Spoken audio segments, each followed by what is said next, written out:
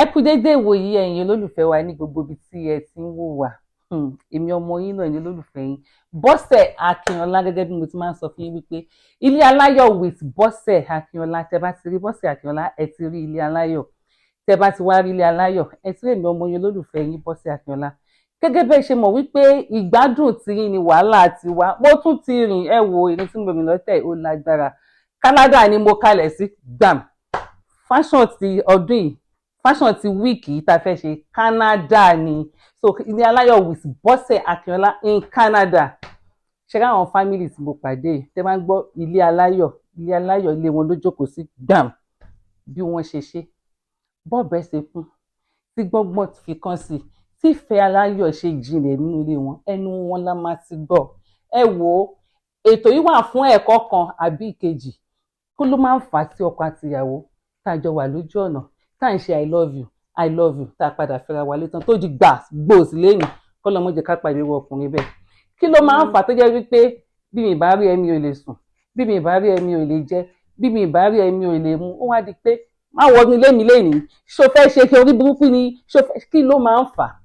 Kí ló máa ń fà á tó jẹ́ wípé tọkọ-tìyàwó wọ́n á lo ìfẹ́ àìṣẹ̀tàn, wọ́n á gbéra wọn dé ìlú òyìnbó, wọ́n á dé ìlú òyìnbó tán ó di gbò má wọnú ilé mi mọ́ 5 miles ó gbọ́dọ̀ dádùúgbò. Kí ló fà á?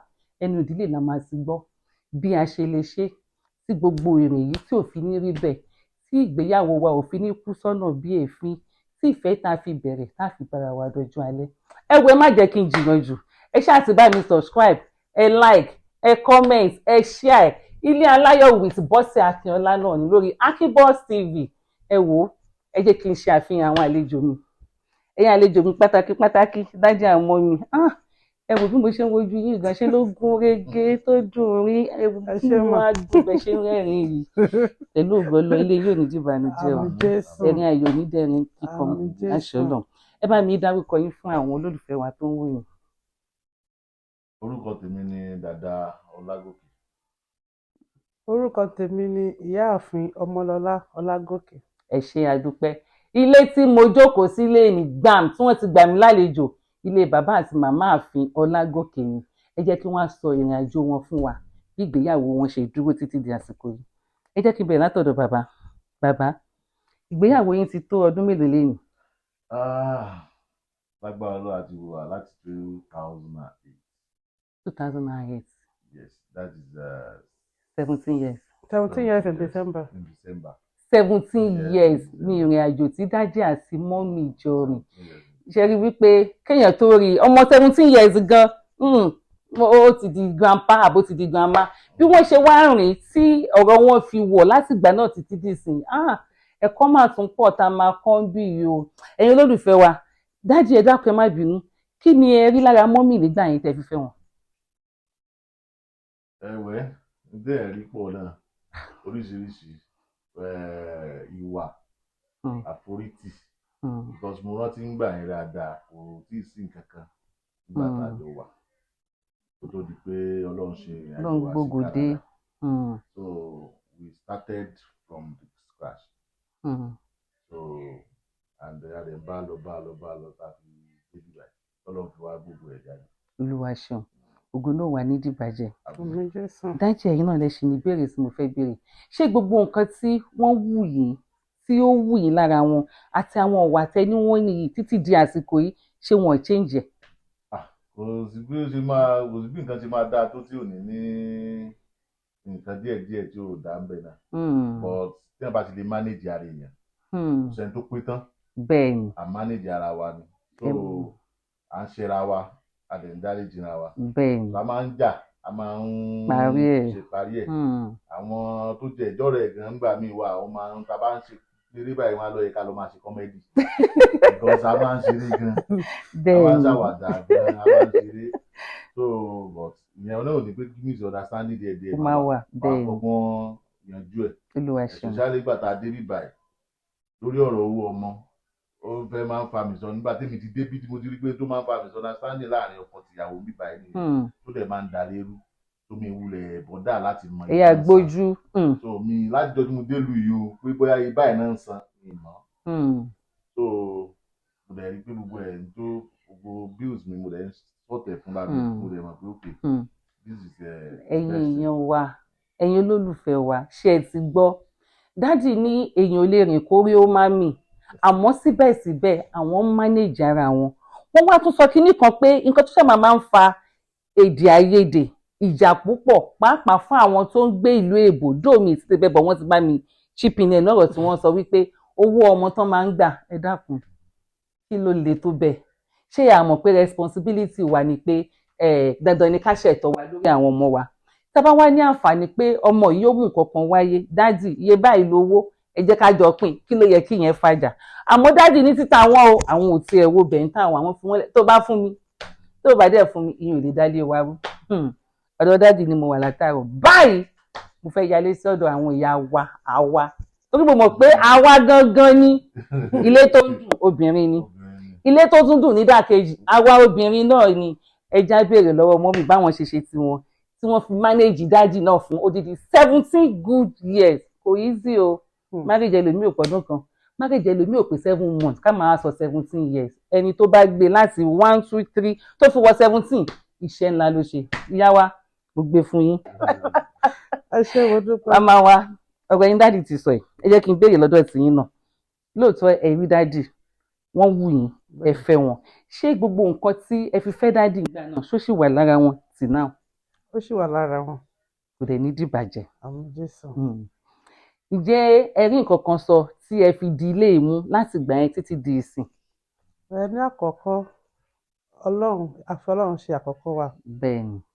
tó ní ẹni tí tá bá fẹ́ ṣe a máa ń sọ fọ́lọ́run pé nǹkan báyìí bá la fẹ́ dáwọ́ lé olúwa ràn wá lọ́wọ́ ọlọ́run ń dá sí i àti ọgbọ́n àti ìmọ̀ òye tàwa náà àti àwọn àgbàlagbà táwa náà tún mọ̀ tó tún jù wá lọ nínú marriage even if kò sí ni wọ́n ṣe sọ kò sí anybody to perfect. èmi ò tí má dẹ̀ rí anybody mi kì í deceive any young couples or old tí wọ́n ní problem tí wọ́n ní marriage tèmi ló ń dùn náà kò sí marriage tó perfect kò sí marriage tó ń dùn so bó ṣe ń dùn náà ló ṣe ń kan but tá bá ní ìfaradà tá dẹ̀ ní àgbọ́yé ṣeré mi àti wọn nígbà míì tí a bá ń bínú kò sí ni téèyàn bá ń jà náà yẹn á ti mọ ẹni tó jẹ̀bi so ẹni tó bá jẹ̀bi yẹn ó yẹ kó máa step down ni èèyàn dẹ̀ máa adjust but nǹkan tó máa ń fa wàhálà ní marriage mi ni pé both want to be right. àwọn àjẹ̀bí máa mọ̀. so kò sí bẹ́ẹ̀ ṣe fẹ́ right ẹni tó bá right máa ń mọ̀ but àwọn obìnrin a máa ń fẹ́ lo agídí kò dẹ̀ sí bí èèyàn bá ṣe ń bínú nígbà kan náà tọ́kọ ń bínú tó ìyàwó náà ń bínú nǹkan máa bàjẹ́ èèyàn ò ní gbáre èèyàn yé so jẹ́ ká máa ní sùúrù fúnra wa kò ṣẹ́rí marriage kì í ṣe school téèyàn máa graduate kò sẹ́ni tó fẹ́ sọ pé ẹnìkan ló perfect no one is perfect tá bá ti ní ọ̀rọ̀ tá ti jẹ̀bi ẹ jẹ́ ká gba ẹ̀bi wa ẹ dẹ̀ jẹ́ ká mọ̀ ká jọ bẹ̀rẹ̀ wa tí n bá ṣẹ̀ wọ́n mo máa ń bẹ̀ wọ́n táwọn náà bá ṣẹ̀ mí ẹni tó bá jẹ̀bi máa bẹ̀bẹ̀ but àwọn ọkùnrin míì wà tó jẹ́ pé àwọn náà jẹ̀bi o àwọn kan náà jẹ̀bi o wọn ò tiẹ̀ fẹ́ apologize rárá and that cannot make a marriage because we are equal orí ni àwọn ọrùn lèmi tí ò bá sí ọrùn kò sí orí tí ò bá dẹ̀ sí orí kò sọ́rùn so nǹkan tó ṣẹlẹ̀ ní ìmọ̀. ẹ ṣé gan ni ẹ jẹ́ kí n fi ẹ̀rí ọ̀rọ̀ kékeré kún àwọn ọ̀rọ̀ yín lẹ́yìn bí mo ṣe wọ Canada ní last week tí mo ní ẹ̀yin ti Canada mo máa fẹ́ ṣe prógámù báyìí àwọn kọ́pù kan wà tó máa gbé lórí gbogbo ìgbà ẹ̀rín ọ̀yàyà wàdà ni lọ tún àṣírí bí wọ́n ṣe ń ṣe tiwọn ṣẹ́yìn náà ti rí báyìí pé kò sí àṣírí kankan bí kan ju pé wọ́n manage ara wọn lọ wọ́n fi Ọlọ́run síwájú wọ́n dẹ̀ jẹ́ kí ìfẹ́ ìbẹ̀rẹ̀ wọ́n fi jẹ́ kó dúró sínú ilé wọn ẹ wo ìfẹ́ yín náà wà ní dàrú Ọlọ́run àgbẹ̀yìn dàlẹ́ bẹ́ẹ̀ ṣe ń lọ ṣe ẹ máa ṣe lọ torí pé ẹ̀ sí ń bẹ̀ nígbà táwọn èèyàn ń sọ̀rọ̀ yín àwa náà dẹ̀ bá bẹ̀ bàbá àti màmá wa ẹ ṣé ní báyìí ẹ dákun mo fẹ́ ìmọ̀ràn fún àwọn èèyàn wa ó pọ̀ o lákọ̀ọ́kọ́ ìgbéyàwó tí ò sí ìpòsù kan ọdún méjì kí ló fà á tán fi ń súra wọn àkọ́kọ́ nìyẹn ìgbéyàwó tí wọ́n máa kóra wọn kúrò ní Nàìjíríà tán máa dé abroad tán kí ni reason tí wọ́n fi ń túká torí ẹ̀yin ti ní experience méjèèjì ẹ ti ní experience bá a ṣe ń ṣe nílé ẹ ti ní experience bá a ṣe ń ṣe ní ìlú òyìnbó kí ló fà. lákọ̀ọ́kọ́ ni pé ní marriage tí ó kì í pẹ́ tán fi ń dàrú ni pé bóyá ẹ̀tàn wà ń bẹ̀ ṣe mọ̀ pé obìnrin mi máa ń fi wà pamọ́ ọkùnrin mi náà dẹ̀ máa ń fi wà pamọ́ bóyá nígbà tí wọ́n bá jọ fẹ́ra wọn tán náà tó máa ń rí àrìṣà táwọn pé nǹkan tó ń baggage fún lélẹ̀ kí ló ṣẹlẹ̀ kí ló dé ẹni yìí ti parọ́ fún mi. Èmi nígbà tí mo jẹ́ kó mọ̀ pé lẹ́yìn Ọlọ́run kò sí ẹ̀dì kankan, ó dẹ̀ gbà mí bó ṣe rí mi, èmi náà gbà bí mo ṣe rí. Nǹkan tó máa ń fà á ní pẹ́lòmíì, wọ́n máa ń deceive ara wọn. Bí ìgbà tó bá ń tọra wọn, á wò pé nǹkan tí òun expect tó bá dé marriage yẹn, nǹkan tó òun expect kan ló ń bá. Ọkùnrin míì ó máa ń ra gift fún ìyàwó ẹ̀ lọ́nà tó máa ń shower ẹ̀ pẹ̀lú gift. Èmi náà máa ń shower mi pẹ̀lú gift nígbà tí mo wà lọ́nà. Débi pé wọ́n ní first gold mi àwọn lọ́wọ́ kọ̀ra fún mi. But ìgbà tá a máa ń rí àwọn ilé tán báyìí. Everything ma change. So nǹkan tó kì í yí àwọn obìnrin míì ni wípé ẹ ti marry, ẹni yìí ti marry, ó ti ní responsibility, ó ti bímọ, ó máa sanwó school. Ìgbà tó ń ra gift fún yín lọ́nà yẹn it's just you. Kò sí bùkátà, kò sí pé ó fẹ́ owó oúnjẹ tẹnu ara ẹ̀ nìkan ni ó ń ṣe ń gbà yẹn. So owó ń ṣẹ́kù. Nísìnyí ẹ ti di family tí náà máa béèrè, ìwọ náà máa béèrè, ọmọ náà máa béèrè. So jẹ́ ká máa mọ̀ pé tó máa ń shower yín ní gift lọ́nà, tẹ́wọ́ wọlé tán kì í ṣe pé bí wọ́n fi ṣèkà, kò sí ni. Ẹ jẹ́ ká máa gbà bẹ́ẹ̀. So èmi mọ̀ pé jáde mi náà dẹ́ ríran tí mo mọ bí owó ṣe ń wọlé, bí owó ṣe ń jáde. Bọ̀ obìnrin mi máa nínú ó ń kówó pamọ́ ni, ó máa ń fa problem. Màámi, ẹ sọ̀rọ̀ nípa gift. Outing tó máa ń gbé wa jáde ká tó wọlé nǹkan. Kí ló fà tẹ́ pé májá weekend fi sílẹ̀ má sọ fún mi pé bí ìdájọ́ ń jáde o. Tó dédé mọ́ tẹ́ pé ọdún kan, ọdún kejì, kò tiẹ̀ sọ pé ká ṣeré jáde. Kí ló fà yẹn? Ṣé dáàdì ló máa dá yín? Tó dáyẹn yín gangan lẹ́ni. Ó yá ọ́fíìsì yín ládé. Kí ló wá ẹ̀ ṣe kí gbé wa jáde mọ́? Nígbà yẹn ó máa ń rí bẹ́ẹ̀ because èèyàn wà after ẹni yẹn. Èèyàn wà after ẹ̀ láti. Ẹni à ń tà làbọ̀. Wọ́n ní táìmù gbà yẹn. Ìdí ẹ̀ bá lè ṣe gbà yẹn ìyá ṣe. Láti fi win out of none, èèyàn sì máa manage. Bó ṣe owó tẹ máa fi jẹun kárí láì. Ó compliment nígbà yẹn náà. Bọ́tẹ́ bá wo situation tó ṣẹlẹ̀ ní Nàìjíríà sí i, ṣe tó fẹ́ wà responsible mọ́. Nínú àwọn ọkùnrin tó wà ní Nàìjíríà sí i. Ó ń ká gbogbo àwọn young guys ẹ̀ wọn fẹ́ wà responsible. Kò náà ṣe fault wọn náà. Kò sí much. Ẹlòmíì dẹ̀ rí marriage tó ṣe, ó fẹ́ máa ṣe the same thing tó ń ṣe ní kó tó marry, ó dẹ̀ sì fẹ́ máa ṣe lọ. For example, àwọn tó bá ń lọ sí club, wọ́n fẹ́ máa lọ club látàdé máa ti marry. Mo lọ club kan ní tí mo lọ Nàìjíríà last year. Mo pàdé girl kan tó náà wá sí club, olóyún dẹ̀. Irú level ẹni tó fẹ́ tó fi lè wá sí club pẹ̀lú oyún nínú kò make sense lójú tèmi. Fún àtọ́kọ ẹ̀ náà jọ wá. Ó ní ìmọ̀ bóyá òun àtọ́kọ ẹ̀ ni, but under any circumstances kò yẹ kó wá síbẹ̀. Tó tiẹ̀ fi pọ́yún sí ẹ́ẹ̀gì. So gbogbo orú nǹkan bẹ́ẹ̀ yẹn kò yẹ kó máa gbogbo tí òun ṣẹlẹ̀ tẹ́lẹ̀tẹ́lẹ̀ ó ti ń ṣẹlẹ̀ ní Nàìjíríà. Bóyá situation Nàìjíríà ni o, bóyá wọn ló kàn decide bẹ́ẹ̀ ni o, but èmi wò pé gbogbo orú nǹkan bẹ́ẹ̀ náà ò yẹ kó máa ṣẹlẹ̀. So ara pé ọkùnrin ò wà responsible ni, because ọkùnrin tó bá wà responsible ní bí ìyàwó ẹ̀ tó ti lóyún tó ti fẹ́ bí jáde láàrin òru. So oríṣiríṣi bẹ́ẹ̀ yẹn then gbogbo àwọn ọkùnrin tó wà Nàìjíríà sí young guys wọn àti gbogbo wọn ò rẹ́dí pé mo fẹ́ wọlé ní 8 mo fẹ́ wọlé ní 10 táìmù òru everybody fẹ́ wọlé. So gbogbo orú nǹkan bẹ́ẹ̀ obìnrin mi ò dẹ̀ ní láìkẹ̀. So ló fi máa ń jẹ́ pé ìgbà máa má rí wọ́n dẹ̀ ọkùnrin dẹ̀ rí ọkùnrin àti obìnrin. Ìgbà tí ẹ̀ bá ń rí èèyàn lọ́nà èèyàn máa ń nífẹ̀ẹ́ much. Tó bá ti jẹ́ pé èèyàn jí oṣù ó bẹ́ẹ̀ ni ẹlẹ́gbẹ̀ẹ́ ó lọ ó bá lẹ́gbẹ̀ẹ́ kò sí tó tẹ́lẹ̀ ṣe ẹ ti jọ wà nínú ilé ẹ ti jọ ń live àwọn nǹkan kọ̀ọ̀kan máa wà tẹ́pẹ́ wà máa wò pé máa mú já but ẹ mọ̀ èèyàn náà wọ́n máa ń ṣẹlẹ̀ dáadáa. Bẹ́ẹ̀ ni gbogbo téèyàn ò jọ ní tẹ́lẹ̀tẹ́lẹ̀ at distance téèyàn ò rí èèyàn wá rí i pé so àwọn tó dẹ̀ wà lẹ́yìn Nàìjíríà sì wọn rẹ̀ láti ṣe gbogbo yẹn tó bá ti rí tó ń bí wọn ní báyìí in the next 2 years wọ́n á dàrú yìí and that is why tó fi jẹ́ pé most of wedding tán ṣe ń sìn after 1, 2, 3 years wọ́n máa ń dàrú. Ti bíbá yìí téèyàn bá ti ní àmójú kúrò ìlú tá a wà yìí rẹ́dí láti da ìgbéyàwó yẹn. Ìjọba fúnra wọn. Gọ́ọ̀mẹ̀ntì wọn because àwọn owó kan wà tó ń san tẹ́ pé ẹ máa yọ owó yẹn lákàntì ọkùnrin ẹ bá fẹ́ san rìbéètì padà àkáǹtì obìnrin lè máa san sí. Irú yẹn ṣé kò lè dájà lẹ́nà téèyàn bá lámójú kúrò irú èyí tí mo lọ lé ní láti yìí sí wọ́n sanwó àkáǹtì náà ti yọwó wọ́n sanwó yẹn sọ́dọ̀ ìyàwó mi kò dẹ̀ sọ fún mi mo dẹ̀ lọ rí lákàntì ẹ̀ wọ́n ti sanwó yẹn ó dẹ̀ ní àti ìsan mo wá padà rí pé wọ́n ti san wọ́n á sọ fún mi pé wọ́n ti san dòótọ́ tó o nínú nǹkan bẹ́ẹ̀ tẹ́mi ò bá lẹ́yìn mo dẹ̀ dá padà alábòójì tẹ́mi ò dẹ̀ dá padà kí ni ìgbà tó sẹ́yìn ti náà ká ṣe jókòó sí tẹ́lẹ̀ tẹ́lẹ̀ dá owó wa ní owó wa ní mo rẹ̀ wò pé torí èlò bọ́tẹ́lómì mo ti rí kéèsì kan nítorí pé ẹni yẹn sọ pé ìyàwó ọkọ òun ti ṣe láti Nàìjíríà ó dẹ̀ ń gbowó ọmọ ń bíbá ó dẹ̀ wá ń discipline bí ó dẹ̀ ń gbowó ọmọ ń bíbá ẹ̀kú rẹ̀ fún lówó ó di pé because tán bá kọ́ dé náà bíbá bẹ́ẹ̀ yẹn wọ́n ní sanwó yẹn for 3 months. So tí wọ́n wá san papọ̀ owó yẹn máa wà huge. ó máa ń ìbàdí jọjú tó bá bímọ mẹ́ta tán fún 500 wọ́n wá san 3 months papọ̀ tẹ̀bù owó nìyẹn that's about 4,500 tí yóò bá lámòjú kúrò máa dájà lẹ̀.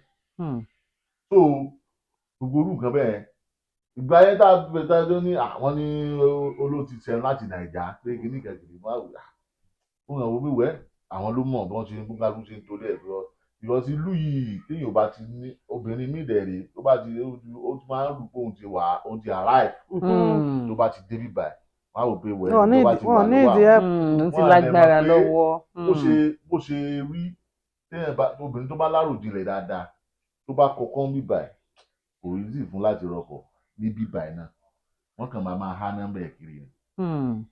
tó bá kọ́kọ́ ní àbúrọ̀dù yìí kò easy fún láti rẹ́ lómi ìfẹ́. a máa fi pa ni. because gbogbo ọkùnrin náà ló mọ́ra wọn wọ́n mọ̀ kàn máa há nọ́mbà ẹ̀ kiri ni. ìjọ òkè ń yé wọn nìyẹn ó di ajá àgbòrò nìyẹn. so ìjọ òun yé wọn ó pọ̀ ju tó yé wọn lọ ni ló fi yẹ kéèyàn máa ní sùúrù gbogbo ohun tó bá rí kó ṣẹlẹ̀ kéèyàn ní sùúrù kéèyàn rántí ibi náà ti jọ ń bọ̀. Sùúrù kò sí tí sùúrù ò lè ṣe. kéèyàn dẹ̀ máa ro tàwọn ọmọ náà. bẹ́ẹ̀ ni lómi ò ń ro tọmọ náà wọ́n ṣe nítorí ibi gan ojú méjì ń tọmọ gan kò tí ì lè dátọ́ nílùú ìtawà yìí ká tó wá aṣọ ẹyọ kan. kódà ní Nàìjíríà gan kò ń ṣèlú yìí nìkan. ìlú ìgan èèyàn fi Ọlọ́run sìn wọ́n ni pẹ̀lú òbí méjì tájọ ń gbé ká tó wá aṣọ ẹyọ kan pé kí wọ́n máa dátọ́ yẹn àná kọ́kọ́lọ́ kan ó ràn wá lọ́wọ́ ó bá wa ṣe kọ́lọ́ mọ́ yẹ ká takú sọ́nà bí èéfín. àmín Jésù. that is just it don't take the grace of God. Ọlọ́run tó dilé yẹn mu Ọlọ́run á dẹ̀ máa ṣọ́ wa. àmín Jésù. ìyá wa dájú wa ló ń sọ̀rọ̀ látàárọ̀ gẹ́gẹ́ bí àwa Áfíríkà torí ìyẹn náà tún kùn ráìsì náà tún kùn yàtọ̀ sí nǹkan tí dájú sọ lórí owó yìí èmi equal rights lájọ ní ṣé àwa African woman ti gbàgbé wípé kò rí bẹ́ẹ̀ nílé nínú mi dùn pẹ́sọ kínní kan wípé láìsí ọrùn orí ò lè dá dúró láìsí orí náà ọrùn náà ò lè dá dúró kí ló máa ń fà tá máa ń gbàgbé ìṣẹ̀dá ibi tá a ti jáde wá ṣé àti má gbàgbé pé ọkọ lolówó orí aya ìlú ni mo ti rí wípé dandan ọkùnrin náà kó lọ bí iṣẹ́ látàrí ó dé kó bọ́ sí kitchen kó lọ dáná tíyàwó ẹ̀ jókòó ìlú ni mo ti rí wípé dandan nǹkan tó bá yẹ kí obìnrin ṣe ọkùnrin ló máa ṣe kí ló fà.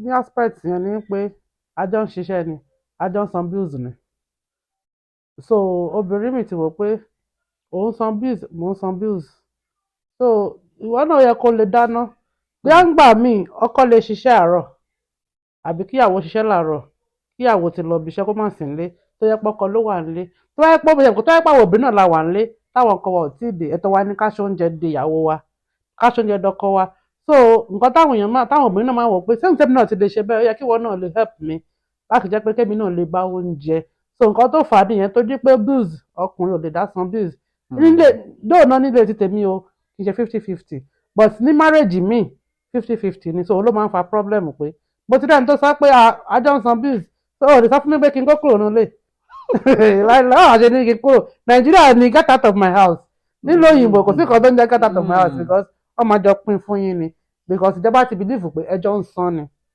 so nǹkan tó ṣẹlẹ̀ aspect yẹn táwọn obìnrin fi máa wọ̀ pé rárá o kódà ìyá wa ìmọ̀ràn fáwọn obìnrin tó ń wà ní situation yìí ìmọ̀ràn wo lẹ ní fún wọn. ìmọ̀ràn tí mo ní fún wọn ni pé kán jẹ́ ká ní sùúrù gidi gan ni because obìnrin tí ò ní adé lórí nígbà téèyàn bá ń fẹ́ ṣe ìfirẹ̀ ṣẹlẹ́yà ni ọlọ́run má jẹ́ ká ṣẹlẹ́yà ẹ jẹ́ ká wo tàwọn ọmọ náà because tá bá ní pé a fẹ́ bá ọkùnrin a fẹ́ bá wọn dọ́gba kò sí bá a ṣe dé bá ọkùnrin dọ́gba kò sí fún kan nínú Bible ó fi hàn bẹ́ẹ̀ nílé ayé gan bá a ṣe dé ilé ayé nǹkan táwa gan bá ń lé ayé nìyẹn àwa lè sẹ́kọ̀ọ́ torí pa ti wá sí lóyìnbó it's not the same thing nígbà tá a ti gbà fáwọn ọmọ wa kán tẹ̀lé òfin òyìnbó kò yẹ káwa obìnrin náà káwa ní òfin táwa ní àwọn ọmọ wa lè tẹ̀lé yẹn òun làwa máa tẹ̀lé because kò sí bó ṣe máa sọ fọ́kọ ẹ pé kó so oúnjẹ díẹ̀ ọkùnrin mi máa help ọkùnrin mi mọ̀ ṣe ọkùnrin mi ò dẹ̀ mọ̀ ṣe so ọkùnrin tó bá mọ̀ ṣe ò tẹ́ nílò láti sọ fún pé kó dáná gan kó tó dáná irú ọkọ mi sìn òun àwọn ọmọ ń jẹ́ sẹ̀ǹtì wọn kàn lè tẹ̀bà wọn good nínú ká tẹ̀bà wọn lè tẹ̀bà wọn máa ń tẹ̀bà dé so ọkùnrin mi ò mọ oúnjẹ ṣe irú ọ̀rẹ́ mi sìn ọkọ tiẹ̀ mọ oúnjẹ ṣe ọkọ ẹ̀ mọ oúnjẹ ṣe kò sóúnjẹ tọkọ ò lè ṣe but ọkọ tèmi àwọn ò mọ oúnjẹ ṣe ju pé káwọn kan tẹ̀bà lọ àwọn gòdò ní káwọn tẹ̀bà bọ̀ wọn ọmọ àmàlà wọn wá fẹ́rẹ̀ àmàlà máa dúró dè mí ni wọn rọ̀màlà wọn mi rọ̀màlà wọn lè rọ̀màlà wọn lè tẹ̀bà bọ̀ wọn lè rọ̀màlà wọn dẹ̀ lè tẹsẹ̀ mú náà so ó ní nǹkan tí ọkùnrin lè ṣe ó dẹ̀ yẹ ká lè mọ nǹkan táwọn kan wà lè ṣe àti nǹkan tí wọ́n lè ṣe ká dẹ̀ gbà ká gbà fún wọn bẹ́ẹ̀ ẹ jọ̀ọ́ nítorí Ọlọ́run ẹ jẹ́ ká ro tàwọn ọmọ náà ẹ jọ̀ọ́ torí pé kò sí ní tábàwò àwa àdìkọ́ kọ́ làwọn márèjì yìí kò sí bá ṣe ní afẹ́ bára wa afẹ́ divorce ara wa tí ò ní afẹ́ tàwọn ọmọ kò sí ni àwọn ọmọ náà dẹ̀ máa ń jẹ tó jù nù ìyá yẹn and then mo tún notice nǹkan kan nu marriage ni pé tó bá ẹni tó pass tó bá jẹ̀bi tó yẹ pé ọkọ ló jẹ̀bi wọ́n máa ń jẹ ìyà yẹn nu marriage tó bá dẹ̀ jẹ́ pé obìnrin ló jẹ̀bi náà wọ́n máa ń jìyà lẹ́yìn divorce yẹn kò sí ni ká jọ nítorí Ọlọ́run ká ro tọ Ọlọ́run mọ́ ká tiẹ̀ ro tàwọn ọmọ ká bá tiẹ̀ ro tàwọn ọkọ wa tó yẹ pé wọ́n ti ṣẹ̀ wá kò sí obìnrin tí ọkọ tèmi náà ṣẹ̀ mí mo dáríjì ni kò sí èmi náà ṣẹ̀ wọ́n àwọn náà dáríjì mi so kò sí bá ṣe ní ṣẹra wa ká jọ nítorí Ọlọ́run ká wo tàwọn ọmọ. ẹ̀yin olólùfẹ́ wa pápá ẹ̀yin obìnrin ṣe gbọ́ nǹkan tí ìyá wa sọ wọ́n ní tẹ̀mí bí ọ ní oògùn ọ̀rẹ́ kò ṣeé ṣe ká má ṣẹ̀ra wa àwọn àtẹnugan ń jà kíní kan wà tí ò yé àwa obìnrin pápá ọkùnrin náà ni o dó ọkùnrin ní advantages ju àwa obìnrin lọ tá a bá ti torí wípé ọkọ wa ṣẹ̀ wá a bínú délẹ̀ a fìyà jẹ wọ́n àwa fi wọ́n lẹ̀ wọ́n bá ti wọn lọ aláfẹ́ live life wa ó máa tó stage kan táwa gan ò ní lè stand ẹ̀ mọ́ because àwọn ọmọ tá à ń kó kiri à padà lọ ilé ọkọ ọkùnrin àná àlọ ilé ẹ̀wọ̀n òdì bá wa jẹ́ pé ìgbà yẹn la máa mọ̀ wípé loneliness is real ẹ jọ̀ọ́ nítorí Ọlọ́run ẹ̀yin obìnrin ètò yìí wà fún pé kí ilé oníkálukú dúró bóyá ẹ̀kọ́ kan àbí ìkejì a máa rí kọ́ tó bá rí nǹkan tó pẹ́ ń ṣe fún ẹ tó ń dùn ẹ tó ti pe kalẹ̀ tí ò gbọ́ lóòótọ́ èmi ò allow àbí kí n support kí etí kẹta máa bá wa gbọ́ nǹkan tí tọkọtìyàwó bá ń ṣe nínú ilé bọ́ tó ti gbìyànjú wẹ́nìkan tó lè máa bá sọ̀rọ̀ Ọlọ́run á jẹ́ kó gbọ́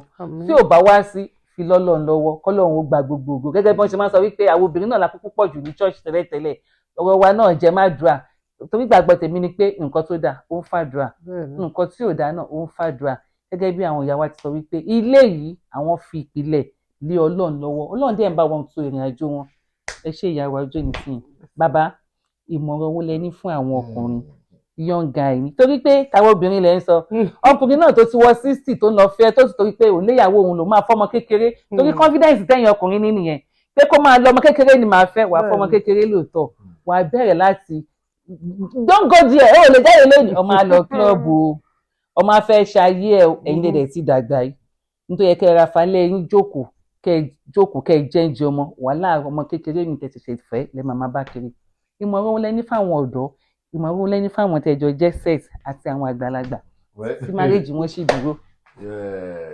ìmọ̀ràn tí mi máa gba àwọn ọkùnrin bíi tèmi ni pé ká ní sùúrù lọ́rọ̀ ló lè ṣe gbogbo so kò sẹ́ni tí marriage ẹ̀ perfect a manage ara wa náà ni so tí ẹ̀ bá dẹ̀ ti ní sùúrù pẹ̀lú especially when it comes to ọ̀rọ̀ obìnrin ọkùnrin àti obìnrin ó gba extraordinary sùúrù because kò easy àwọn obìnrin mo wà níbì kan níjọ́ kan ọ̀rọ̀ yẹn sì máa ń rígi bẹ́ẹ̀ létí mi àgbàlagbà kankan débẹ̀ níjọ́ yẹn ni níbi ẹ̀ mọ àwọn ìdókòwò Nàìjíríà yẹn àwọn ibi tí wọ́n ti máa ń tajà dín nǹkan kan yẹn wọ́n á jókòó síbẹ̀ lọ́jọ́ yẹn bàbá kankan dé bàbá yẹn wá sọ̀rọ̀ ní ìmọ̀ tó tá a sọ débẹ̀ níjọ́ yẹn bàbá yẹn wá ní sí àmọ̀ràn obìnrin pé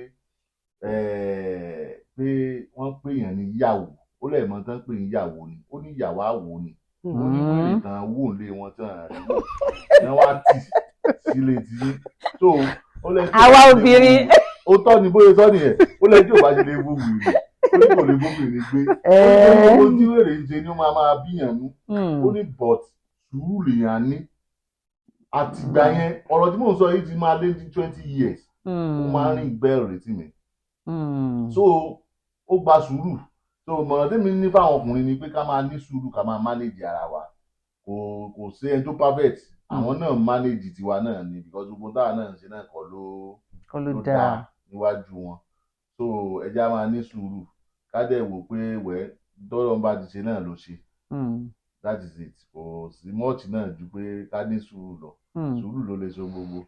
a dúpẹ́ lọ́dọ̀ lọ bàbá wa nítorí pé àwọn ti fi pilẹ̀ ìrìn àjò àwọn pé obìnrin táwọn bá fẹ́ wọ́n ti aláwọ̀ ọkùnrin gbàgbà owó obìnrin wọ́n ti tẹ́lẹ̀ náà ṣe ń manage wa bàbá.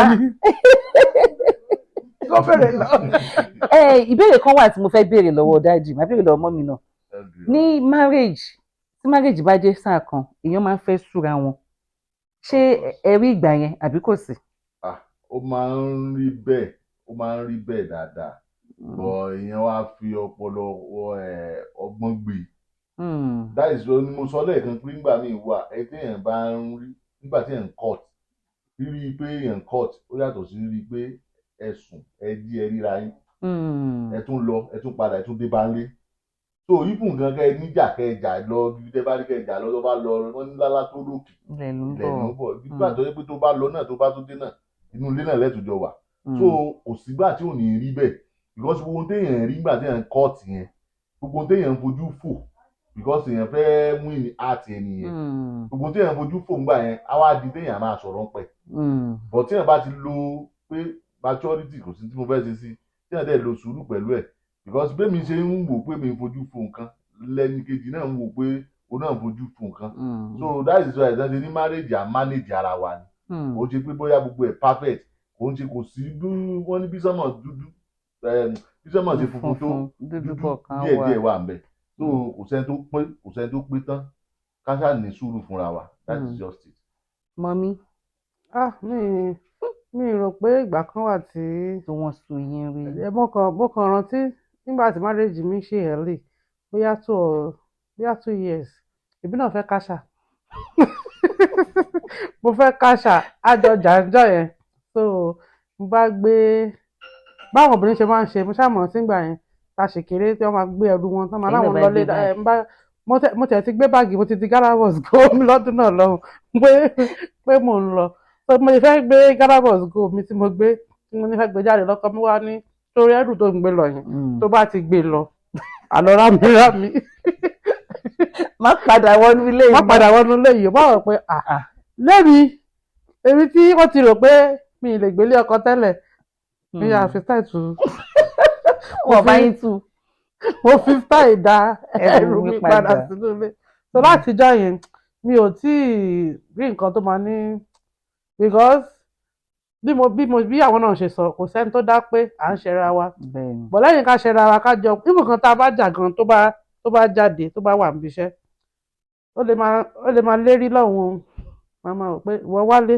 wá fèsì mi tó bá ti gbogbo nǹkan tó ń sọ yẹn máa bọ̀ lé tó bá ti lè sọ lójú mi wọ́n lè ṣe wá yìí wọ́n lè sọ lójú mi ẹ̀rín náà máa bọ̀ ọwọ́ tẹ̀ tí ń bọ̀ báyìí ìyá lọ sílẹ̀kùn fúnra yín ẹ̀rín náà máa ń rín àbúrò mi yìí ó ti bá wa gbé nígbà tó kọ́kọ́ dé tí ò mọ̀ wá ó lóun kọ́ wá rò pé ṣé àwọn pípé yìí ń jà ni ó ní létà ló wá mọ́ wọn àwọn méjèèjì ṣe wá ṣe wèrè làwọn méjèèjì ẹ ṣáà ó wà padà mọ́ lára so báwa ṣe máa ń ṣe ń bí nìyẹn a máa ń jà a dẹ̀ máa ń parí ẹ̀ àwọn ọ̀rẹ́ wa náà wá wò pé dó àwọn ọ̀rẹ́ mi máa ń rò pé bí marriage mi perfect mo dẹ̀ máa ń jẹ́ pé wọ́n pé kò perfect o a máa ń jà o ẹ má jẹ́ kí n deceive yín ọ̀rẹ́ àdá gentle gan ṣé ilẹ̀ ń bá gbélé ṣáde bá gbélé ẹ mọ nǹkan tẹ̀mí gan tí mò ń face so bọ̀ àwọn bá ṣe ń manage ara ọkọ tiẹ̀ gan ọkọ tó ń sọ̀rọ̀ gan ọkọ tiẹ̀ gan da ọkọ ẹ good is a good man so try láti jẹ́ kí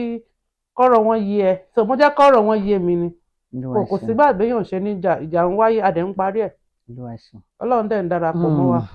tó túmọ̀ sí pé nínú ilé ìgbéyàwó dùn ó dùn mà ilé aláyọ̀ ìjọba ń bẹ ìjọba. ẹ̀yin olólùfẹ́ wa ṣe ti rí nǹkan báyìí pé ìwọ mi ẹja ńlá ló gbé ìdílé aláyọ̀ àmọ́ wọ́n ní àwọn pọ́ìntì kan tí wọ́n sọ tí mo fẹ́ kí gbogbo wa dì mú wípé kò sí ilé tó perfect, oníkálukú manage ara wọn ni. Ẹ̀yin olólùfẹ́ mi, pápá àwọn tó ṣẹ̀ṣẹ̀ fẹ́ marry tẹ́rù ń bá ẹ, má jẹ́ kẹ́rù bẹ́ẹ̀. Wọ́n ní ìgbéyàwó dùn tó bá ti lè manage partner ẹ̀. Ẹ̀yin tí ẹ ti wà ní ìgbéyàwó tẹ́ sọ wípé dandan mò ń lọ o, as long as tí ò bá ti nà ẹ́, gẹ́gẹ́ bí mo ṣe máa ń sọ pé kò sí bó bá ṣe le tó tí ò bá ti mú nínà mọ́, kò sí nǹkan tó le tí ò ń rọ̀. Àmọ́ nǹkan tó bá mú nínà mọ́, Tètè kẹ́rù ẹ̀. Tètè kó ẹrù ẹ̀. Ó wà lọ́wọ́ wọn ẹ̀ ní gbogbo ẹ̀ kúrò ń bẹ́ẹ̀ o. Àmì Mo máa ń sọ Jésù. gbogbo wa pé ilé aláyọ̀ with Bose Akinola, tẹ́ bá ti rí ilé aláyọ̀ ẹ ti rí Bose Akinola, tẹ́ bá ti wá rí Bose Akinola ẹ ti rí ilé aláyọ̀ with Bose Akinola. Ilé gbogbo wa ọ̀dẹ̀ wa kò ní kan, kò ní Àmì dìbànújẹ́ o. Jésù. Ẹ wo gbogbo gbìyànjú àwa obìnrin, gbogbo faradà wa, gbogbo àmójúkúrò wa kì í ṣe pé a gọ̀ o, torí ọjọ́ iwájú àwọn ọmọ wa kó lè dáa ni. Dádì fẹ́ dé ẹ mọ nǹkan tó ń ṣe lára dára àwọn ọmọ tá à ń tọ́. Màá rìpọ́tù ẹ fún dádì ẹ mọ nǹkan tó ń ṣe lára àwọn ọmọ tá à ń tọ́. Single mother kò easy rárá láti dá ọmọ tọ́, ẹ jọ̀ọ́ nítorí Ọlọ́run. Eléyìí tó bá ṣe manage ẹ jẹ́ ká manage wọn, ojú ò ní tì wá. Nígbà tí màá máa fi àsìkò yìí lọ tí màá kí àwọn dádì àti mọ́mì pé ẹ ṣé gan, ẹ kú ìtọ́ni, ẹ kú àlejò wa. Ìfẹ́ tí Ọlọ́run fi sínú ilé yín, Ọlọ́run ò ní jẹ́ kó dìbàjẹ́ o. Àmì Jésù. Nígbà tá a tún padà wá kí yín ní Canada, tá a tún padà wá sínú ilé yín, mo pé tá a bá tún pè ẹ tún dá wa lóhùn. Ẹ̀yin olólùfẹ́ wa, nígbà tó máa tún di next week tí máa tún wọ inú ilé aláyọ̀ mi, wá fún ẹ̀yin olólùfẹ́ wa láti rí ẹ̀kọ́ kan àbí kejì. Ẹ̀yin ìyàwó, ẹ̀yin bàbá wa, ẹ bá wa tọ́ àwọn ọmọ wa. Kò sí nǹkan tá a fẹ́ gbà nú àdàgbé àdàsọ, kò ní nǹkan tá a fẹ́ gbà ní pé tọ́pẹ́ bá ti ṣe máa bọ̀ nílé, kò sí nǹkan tá a fẹ́ gbà ń bẹ̀. Torí nǹkan tó wà lẹ́yìn 6 kó kọjá 7, ìtọ́ni ìlànà Ọlọ́run, ẹ jẹ́ ká fi sí ọkàn gbogbo àwọn ọmọ wa. Ọlọ́run á dẹ̀ wá pẹ̀lú wa. Àmì Ẹ ṣé Jésù. gan ni, ó dàbọ̀.